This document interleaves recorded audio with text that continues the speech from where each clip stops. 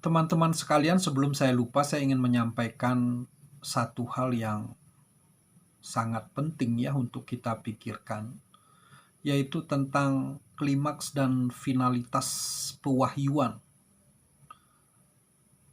yang pada bagian yang akan saya bagikan pada saat ini itu sudah cukup memberikan satu keyakinan kepada kita bahwa seluruh klaim akan pewahyuan itu tidak dapat kita akui sebagai firman Allah.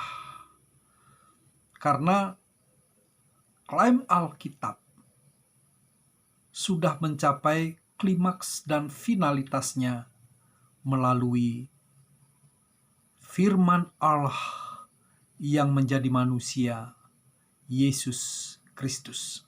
Oleh sebab itulah, kita harus dengan sangat yakin seluruh klaim firman Tuhan di luar pewahyuan Alkitab dan pewahyuan khusus Yesus Kristus, yaitu firman Allah yang telah menjadi manusia, itu kita tolak sebagai pewahyuan khusus yang berasal dari Tuhan Allah kita.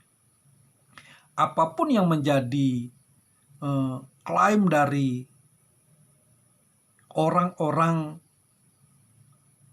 yang mengatakan kitab sucinya, tulisannya atau apapun itu adalah firman Allah, kita jangan ragu-ragu untuk menolak, karena kita sudah berada di dalam klimaks dan finalitas pewahyuan khusus dari Tuhan Allah kita.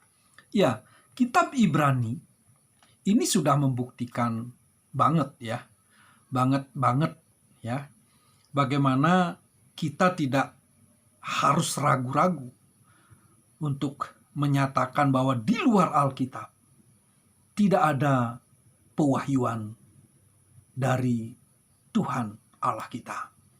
Ya, saya akan bacakan. Setelah pada zaman dahulu, Allah berulang kali dalam pelbagai cara berbicara kepada nenek moyang kita dengan perantaran nabi-nabi.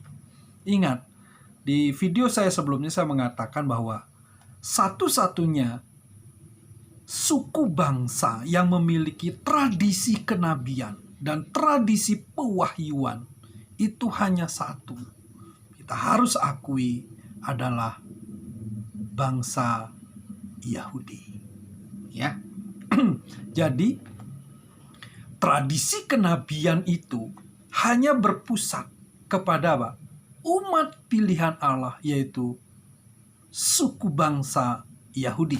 Kemudian yang kedua, bahwa maka pada zaman akhir ini Ia telah berbicara kepada kita dengan perantaraan anaknya, firman Allah yang menjadi manusia. Itulah yang disebut anaknya. Siapa itu? Yesus Kristus, yang telah Ia tetapkan sebagai yang berhak menerima segala yang ada.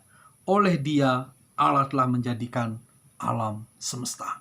Ini satu klimaks dan finalitas sebagai sebuah penutup bahwa tidak ada lagi kemungkinan firman Allah datang baik dari tradisi kenabian dan pewahyuan bagi umat pilihan Tuhan Perjanjian Lama, yaitu suku bangsa Yahudi, apalagi di tempat-tempat bangsa dan suku-suku bangsa yang lain. Tidak ada. Finalitasnya, klimaksnya ada di dalam firman Allah yang menjadi manusia, Yesus Kristus. Nah, kemudian yang kita pikirkan sebenarnya bahwa pengajaran Alkitab hanya menunggu waktu penggenapan kerajaan Allah. Sebenarnya yang kita antisipasi bukan firman Allah yang datang kembali. Yesus mengajar kita kepada gereja bahwa yang kita antisipasi itu yang paling penting adalah satu, kedatangan Yesus Kristus. Kemudian yang kita waspadai adalah Mesias-Mesias palsu, nabi-nabi palsu, kemudian antikris. Jadi, setiap klaim kenabian itu sudah tidak ada lagi. Orang Kristen harus jelas menyadari bahwa di luar pewahyuan Alkitab, pewahyuan khusus, setelah Yesus Kristus datang menjadi manusia dan menggenapi segala sesuatu, yang datang kemudian itu adalah Yesus Kristus. Dan sebelum kedatangannya itu, yang kita waspadai adalah antikris, Mesias-Mesias palsu, nabi-nabi palsu. Jadi jangan terkecoh dengan klaim-klaim kenabian di luar tradisi kenabian dan pewahyuan yang ditujukan kepada suku bangsa Yahudi. Kemudian finalitas klimaks pewahyuan itu sudah selesai ketika firman Allah itu menjadi manusia, Yesus Kristus. Ingat, yang kita antisipasi adalah kedatangan Yesus Kristus yang kedua. Kemudian yang kita waspadai adalah nabi-nabi palsu, Mesias-Mesias palsu, pengajar-pengajar palsu, dan yang paling kita waspadai adalah antikris. Jadi ingat, seluruh klaim baik dari kalangan mengatasnamakan agama, kita harus berani menolaknya. Hanya ada dua kemungkinan. Di luar pewahyuan khusus,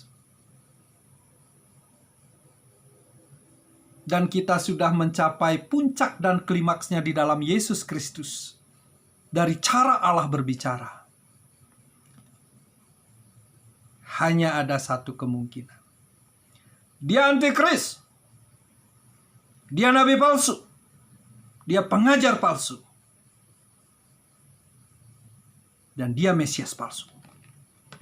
Hanya itu kemungkinannya. Karena yang kita tunggu hanya satu, kedatangan Yesus Kristus yang kedua kali. Oke, selamat malam teman-teman. Tuhan Yesus memberkati.